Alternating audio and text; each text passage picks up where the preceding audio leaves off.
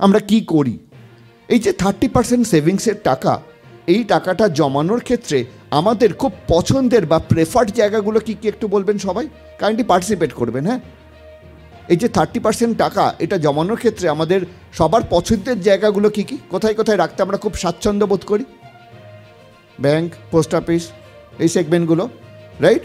এগুলোকে আমাদের পছন্দ করার মেন কারণ কি? Guaranteed return. যা রিটার্ন পার্সেন্টেজ দেবো বলেছে সেটাই দেবে, 19-20 কিচ্ছু হবে না। এবং এই কারণে আমাদের একটা খুব পিস অফ মাইন্ড কাজ করে। নাথিং রং, প্রয়োজন আছে এটারও। But the point is that এই যে ফিক্সড ইনকাম যেখানে পাওয়া যায় সেটাকে তো বলে ফিক্সড ইনকাম সিকিউরিটিজের ক্যাটাগরি।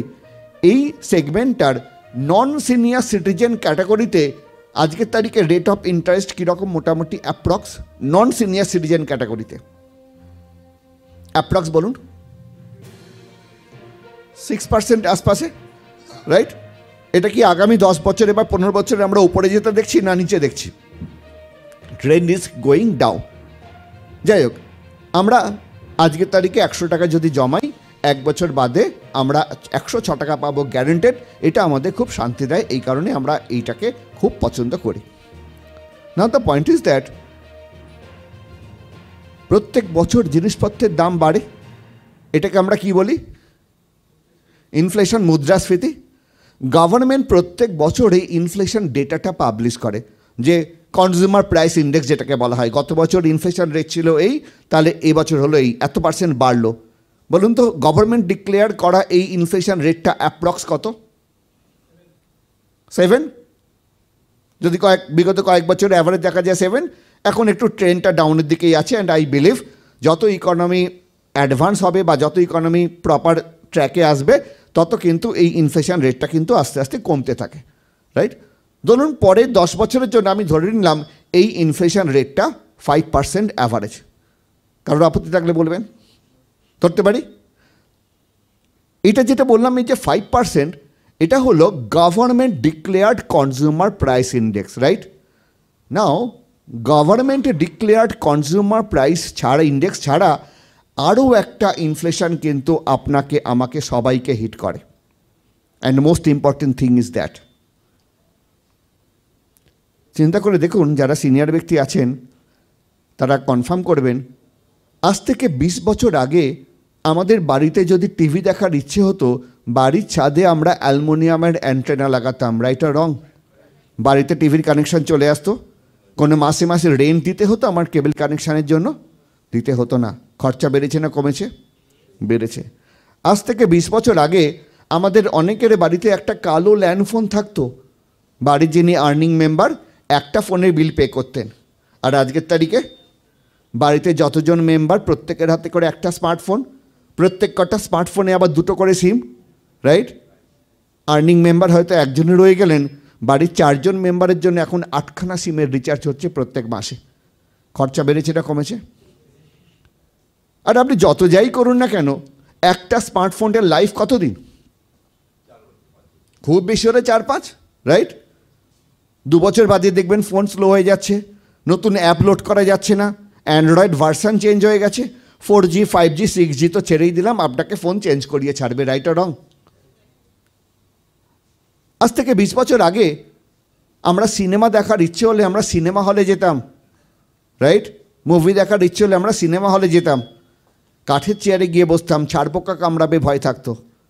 বাট আজকের তারিখে আমরা কোথায় যাই? মাল্টিপ্লেক্স, মল। যে পপকর্নটা মলের বাইরে 10 টাকা দামে বিক্রি হচ্ছে, সেই পপকর্নটাই ভেতরে গিয়ে আমরা কিনছি কত দিয়ে? 100 টাকা দিয়ে। যে কোল্ড ড্রিঙ্কসটা বাইরে 20 টাকা বোতলে পাওয়া যাচ্ছে, ওটাই ভেতরে গিয়ে কাগজের গাছে ঢেলে দিল আর উপরে একটু জল জিরে ছড়িয়ে দিল, দাম হয়ে গেল 150-200 টাকা। হচ্ছে তো? আমরা কিনছি বলে দোকানগুলো চলছে, আমরা কিনছি বলে দোকানগুলো চলছে।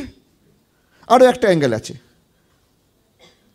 যখন আপনি কেরিয়ার শুরু করেছিলেন না, সেভাবে স্টেবল হননি, চাকরি বাকরি করছেন, অল্প কিছু টাকা মাইনে পাচ্ছেন, হয়তো আপনি ট্রেনে যখন ট্রাভেল করেছেন, হয়তো স্লিপারে ট্রাভেল করেছেন, নন এসিতে ট্রাভেল করেছেন। আজকে যখন একটু ঠিকঠাক রোজগার করতে পারছেন, মনে হয় না চলো এসিতে যাই? মনে হয় না ফ্যামিলিকে একটু কমফোর্ট দেবো, পারলে 2 AC বা পারলে 1 AC বা পারলে ফ্লাইটে ট্রাভেল করব? সবাই আমরা চেষ্টা করি। এই যে খরচাগুলো, এই যে চেঞ্জেসগুলো, এগুলো আমাদের লাইফস্টাইল এক্সপেন্সেস, এগুলো আমাদের লাইফস্টাইল এক্সপেন্সেস। আপনি অনলাইন ঘাঁটলে পেয়ে যাবেন আজকের তারিখে ইন্ডিয়াতে এই যে লাইফস্টাইল এক্সপেন্সেস পারপাসে যে খরচাটা হয় তারও একটা ইনফ্লেশন কাউন্টিং হচ্ছে, and that is 6.4% above consumer price index. তাহলে দুটোকে মেলান, ওয়েটেড অ্যাভারেজ করুন, আপনি যত যাই করুন না কেন এই টোটাল ইনফ্লেশনটাকে can you bring it down below 10? প্রচুর কস্ট কন্ট্রোল করে চলেন, একদম বেকার খরচা করেন না। এরপরেও কি টোটাল ইনফ্লেশনকে 10%-এর নিচে ধরে রাখা সম্ভব? জোর গলায় বলুন, রাইট অর রং?